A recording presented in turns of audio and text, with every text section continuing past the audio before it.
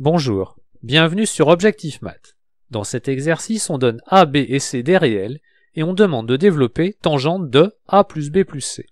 Vous devriez maintenant mettre la vidéo sur pause et chercher à résoudre l'exercice par vous-même. On note D l'ensemble de définition de la fonction tangente. Il s'agit de l'ensemble des réels privé de l'ensemble des pi sur 2 plus k fois pi, k variant dans l'ensemble des entiers relatifs. Et pour que l'énoncé ait un sens, on suppose que a plus b plus c appartient à D.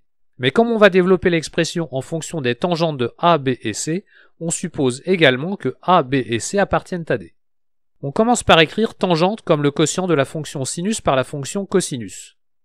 On développe alors sinus de a plus b plus c, en l'écrivant sinus de a plus b fois cosinus de c, plus cosinus de a plus b fois sinus de c.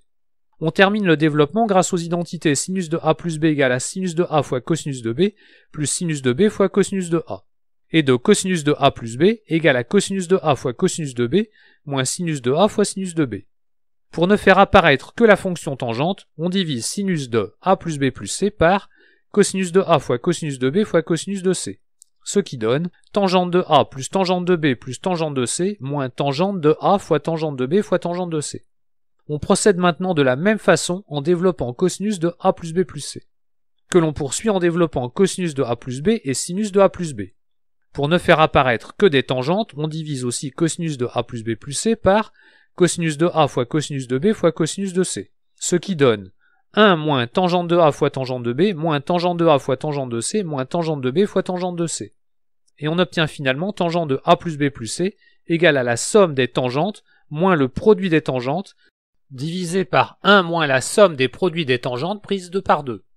Remarquons qu'il aurait pu être tentant d'utiliser la formule tangente de x plus y égale à tangente de x plus tangente de y divisé par 1 moins tangente de x fois tangente de y, avec x égale à a plus b et y égale à c.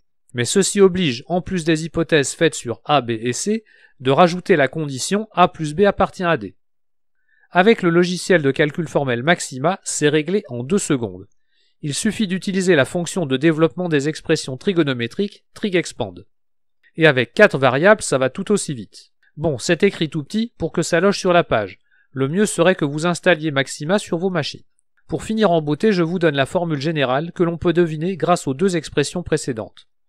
Si on dispose de n réels appartenant à l'ensemble de définitions de tangentes, et telles que leurs sommes appartiennent aussi à l'ensemble de définitions de tangentes, on note pour chaque antinaturel k, sigma indice k égale à la somme des produits des tangentes des x indice i pris k par k. On prendra comme convention que sigma indice 0 est égal à 1, sigma indice 1 est égal à la somme des tangentes des x indice i, sigma indice 2 est égal à la somme des produits des tangentes pris 2 par 2, etc., jusqu'à sigma indice n qui est simplement le produit des tangentes des xi. Enfin, si k est un entier strictement supérieur à n, on pose sigma indice k égale à 0.